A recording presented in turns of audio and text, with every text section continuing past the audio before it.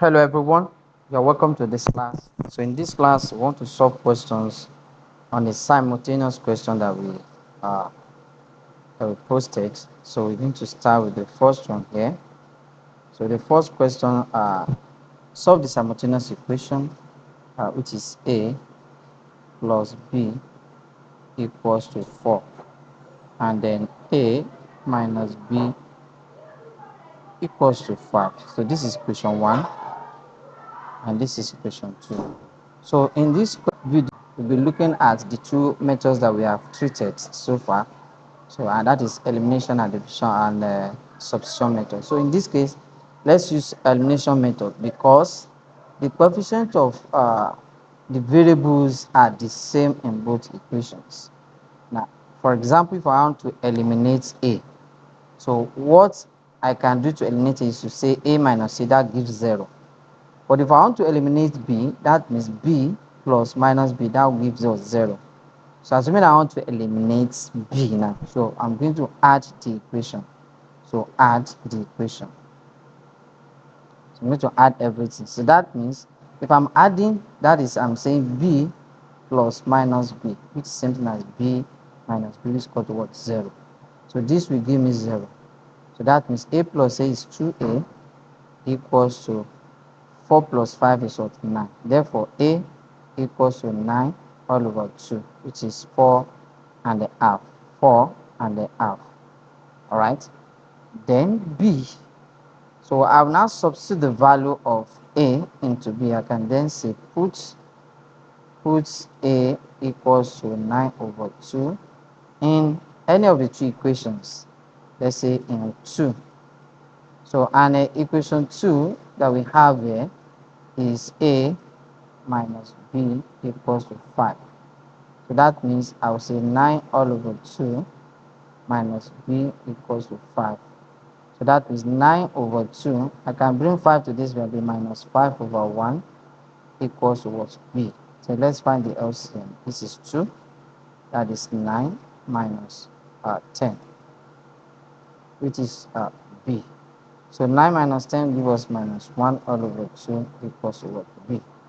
So that means the first is A will be the first one. That's the first letter we have there. YB is minus half.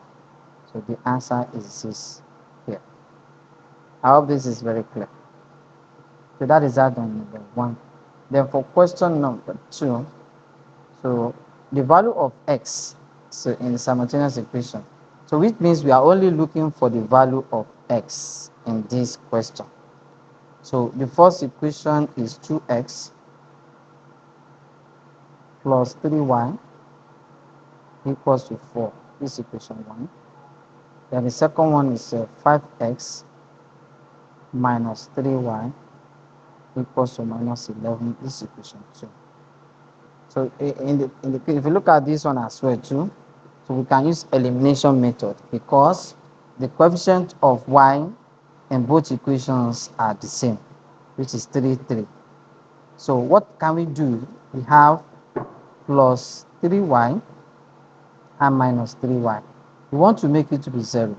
So what am I going to put here? If you put plus minus here, that means we are saying 3y plus 3y plus 3y. So this will never give us 0. But if you put plus here, that is, you are saying plus 3y plus minus 3y, this will be equal to 0 because plus times minus is minus. Minus 3y plus 3y, which is equal to what? 0. I hope that is very clear. So this means we are going to add. We also add here. We add. So that means 2x plus 5x, that is 7x. This is 0 already. Then 4 plus minus 11, that is minus 7. We divide both sides by 7. By what? By 7. So 7 cancels 7. Then x equals to what? Minus 1. So we have known the value of x.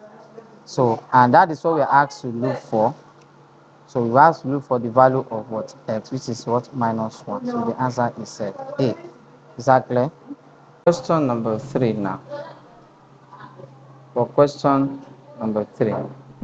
So what we have there, solve the simultaneous equations 5x minus 2y equals to 14, and 2x plus 2y equals to 14. And hence, find 10x minus y. So that this is what we'll be looking for. But we must first of all get the value of x and the value of y before we can get our answer. So what we're going to do is the same thing. So we're going to have 5x minus 2y equals to 14. This is equation 1. Then we have 2x plus 2y equals to 14, equation 2. So for this as well, as you can see, the coefficient of y in both equations. So since the coefficient of y in both equations are the same, we use elimination method. So that means we are going to add the equations as well again. We add. So because this is going to give us minus 2y plus 2y give us as 0.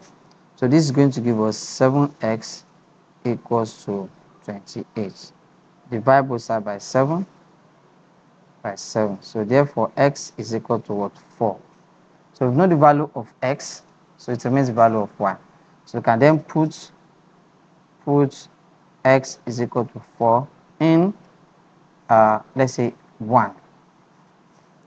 So wherever we see x, we put 4 there, minus 2y equals to 14. That will be 5 times 4 minus 2y equals to what? 14.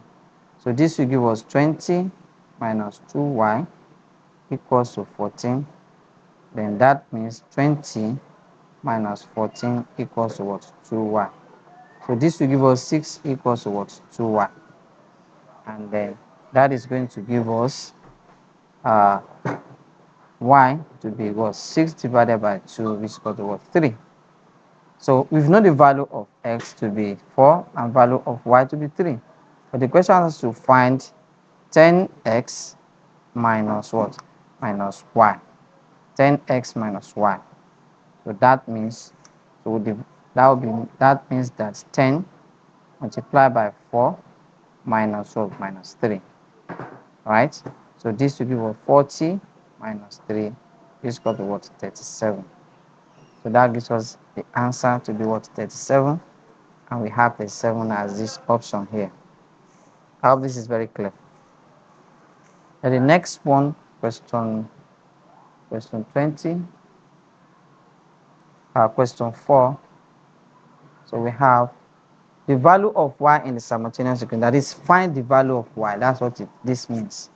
Find the value of y here. So that we are going to have the equation that is 2x plus y equals to 10. This is equation 1.